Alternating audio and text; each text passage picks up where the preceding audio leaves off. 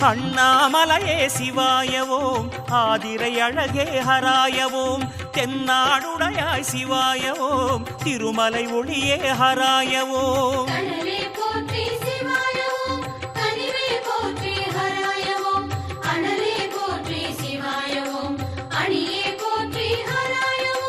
தீப ஒளிச்சுடரால் எங்கிலும் சாபமழிப்பவனே, தென்னாடுடையவனே, திருவருணை கோயில் உறைபவனே.